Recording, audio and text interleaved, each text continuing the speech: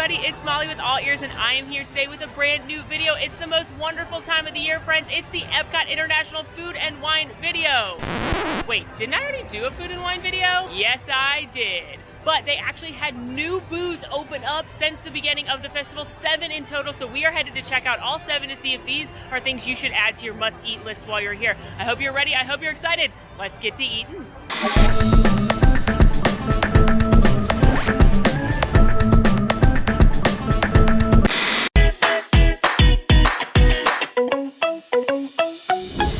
If you're confused about what's going on with Food and Wine this year, I do not blame you. What happened was the festival officially started on July 15th. I was here, I did a whole video, tried all of the booths that were open at that time, all the different activities, lots of fun stuff at the festival. We'll link that original video for you. But they announced that 9 different booths would be opening up on October 1st, which is Epcot's birthday, the 50th anniversary of Walt Disney World, and the day that Remy's Ratatouille Adventure officially opens. But as a surprise, over this past weekend, they opened up 7 of those 9 booths already, which means eating time for us. I have grabbed myself a festival passport. Reminder that these are absolutely helpful, a must-do in my opinion when you're coming to the festival. Make sure you map out, you know what you're gonna eat. Have this little guide with you. First up of our new booths to try today, we've got Lobster Landing. This is a brand new booth, 2021. You can see on the sign there it says coming soon, but don't worry, it arrived early. And as you could guess by the name, it's all lobster based. So we've got a lobster tail, a lobster chowder, and a lobster dip. Lobster. I should not do that accent. I'm sorry to anyone from Maine and or Massachusetts. From Lobster Landing, I opted to try the baked lobster dip, not just because I love dips, but because it comes with Old Bay flavored chips, and I do love Old Bay seasoning. And then I'm also trying this Coronado Brewing Company Salty Crew Blonde Ale. I love blonde ales. I can't imagine why, but I thought that would go well with a little dip action. There are like big chunks of lobster in there. And it's nice little chip on top action. All right, this looks pretty good.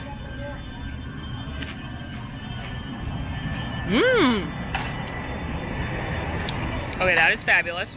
I'm not a huge like lobster tail person. It's kind of wasted on me, but if you want to coat it in butter and like some kind of dairy products, I'm all about it. But that is fabulous. Can definitely taste the lobster. Really, really creamy dip. It's very hot today, so warm dip might not be for everybody, but it is delicious, and it does have, again, like big chunks of lobster in it. Loving these house-made kettle chips with the Old Bay seasoning on it. That's perfect as well. This is definitely a good shareable, good snacky around the world. I'm liking this. Now I'm gonna try this blonde ale. Ooh, yeah, that is a fantastic beer. Nothing too wild flavor-wise, very refreshing. More flavor than you would have in like a domestic lager, like a Bud Light or a Miller Lite, but it's still not anything wild. That's a fantastic beer. On this hot day, refreshing with my lobster dip. All right, 1 booth down, 6 more to go. The second new booth we can enjoy is Mac and Eats. Now they did have a macaroni and cheese booth last year. It was presented by Borson. This one is not presented by Borson, and it's slightly different. However, you're still gonna have a variety of different macaroni and cheeses. They've got the plant-based one. That one is the same as last year. They've got a traditional one, a truffle, and a cowboy macaroni and cheese. Yum. If you know me, you know I love cheese. So I'm very delighted that this booth exists. I love macaroni and cheese. We're about to find out how delicious it is. For my mac and cheese, I went for the truffle because I love truffle. And so this is the traditional mac and cheese, but it's got shaved truffles on there and herbed panko on there. It smells amazing, so much truffle goodness, and I can't wait to dig into this.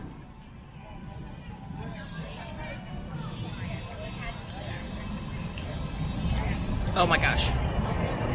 Well, that's also gonna make Molly's Best the Fest.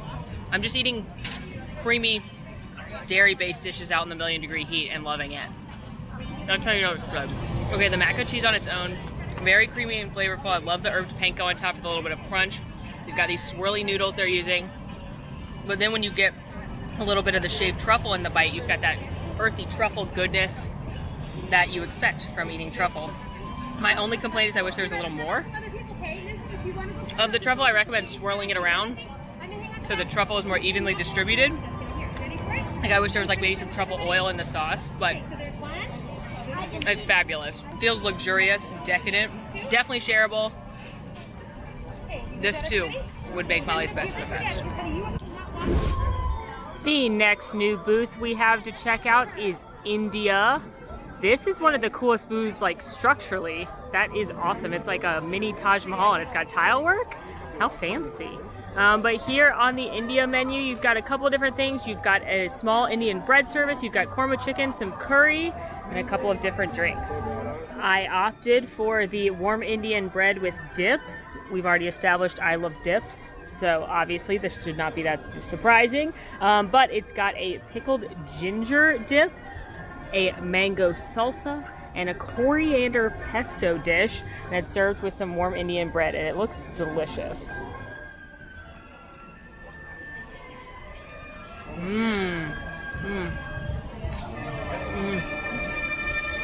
Oh my gosh, I could eat that garlic on everything. Oh my gosh, that is so good. One of them's got a little bit of heat. I'm gonna eat them alone. The pesto's got the sweetness and the spiciness to it. And then the garlic just tastes like delicious warm garlic. I'm gonna try the mango too. Ooh, that's perfect sweet and spicy situation. I love a bread service because it's like a choose your own adventure tale, so you can mix and match as much as you want. Definitely a shareable one. Reminds me of the bread service over at Sanaa at the Animal Kingdom Lodge or at Tiffin's at Animal Kingdom. If you're not going to get over to Sanaa, this is like a little sampling. I just checked. This one is not plant-based. It's not vegan, but it is vegetarian. And it's really, really good. Really bright, unique flavors, a little bit of heat. I love when I get a little bit of spice.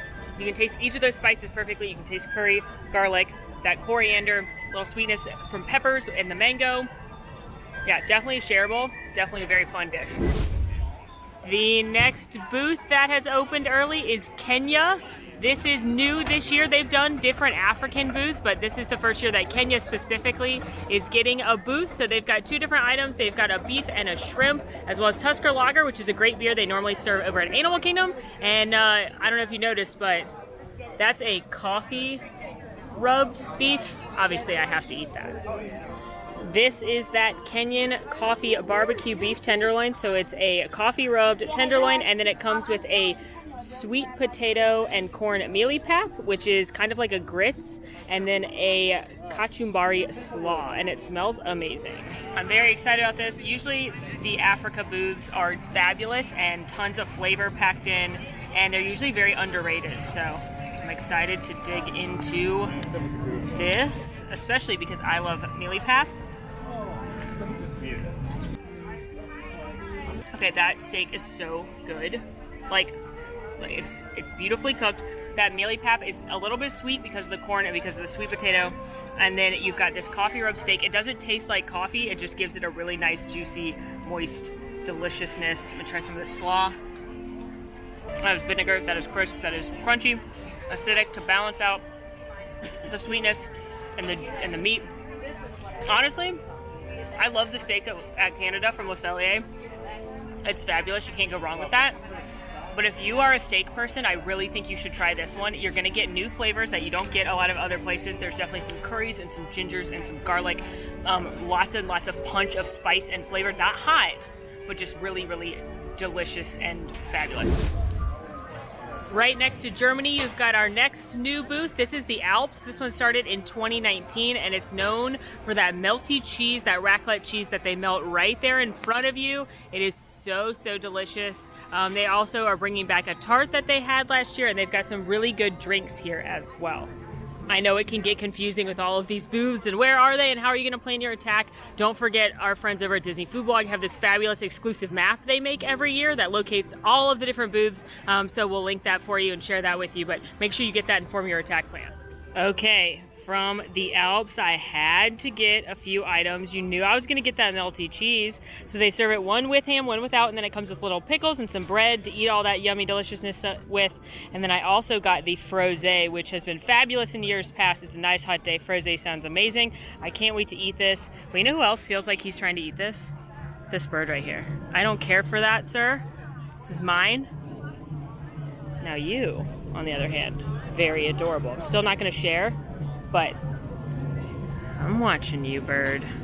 All right, so you gotta make yourself like a little sandwich situation. A little open-faced crostini going on. So I like to get a little bread, a little pickle, and a little cheese there for the perfect bite.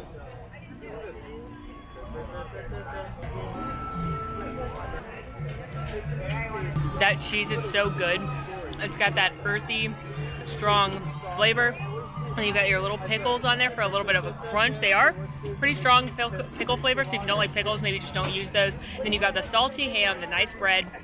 It is a fun create your own adventure tale. And of course, it's that fun cheese that they scrape, right? They heat it up off the block and then scrape it onto the dish for each person. So it's excellent. Again, another good shareable. And again, this video is basically just me eating hot dairy in the sun.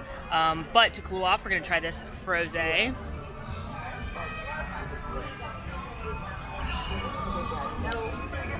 I don't know if it's because it's 10,000 degrees outside, but this is truly some of the best frosé I've ever had. It's not super sweet. They used a nice dry rosé, and it's mostly just like really cold rosé, but it's fantastic. It's fabulous. It's not super sweet. Normally at the festivals, I would encourage you to try a glass of wine or a beer, but most of the actual like cocktails I'm not a big fan of, and suggest that you stick with the cocktails that are here year round. But this one is fantastic and definitely worth trying on a hot day if you like rosé. We are headed to Spain next. This one opened in 2017. Always one of my favorites because of one particular item, which I'm glad they brought back this year. So we're gonna grab that. I also love this booth and how it has like the ivy growing on it. I like when the booths themselves are works of art, which several of them are. Here it is, the charcuterie in a cup. So you have some big chunks of cheese, manchego cheese. You've got some deli meats there, olives, and it's all tossed in a fabulous herb vinaigrette. You're gonna get little cheese, little meat.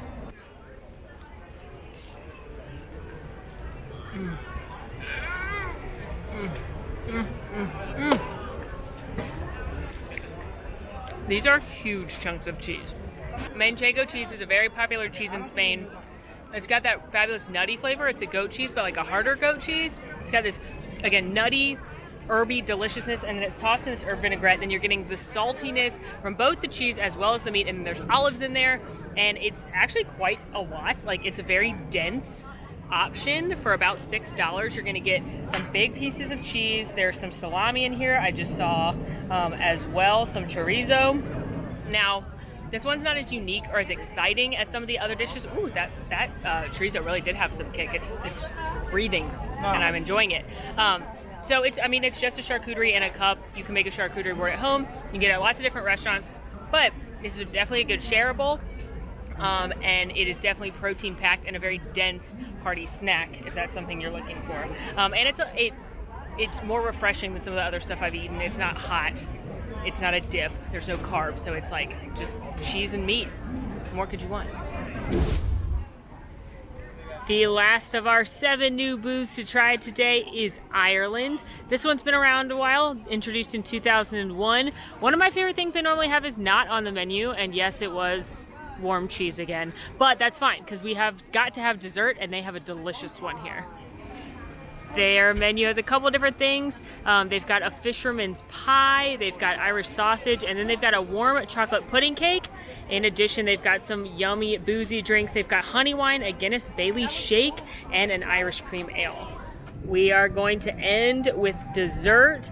This is a warm chocolate pudding cake with an Irish cream liqueur custard. Sounds amazing.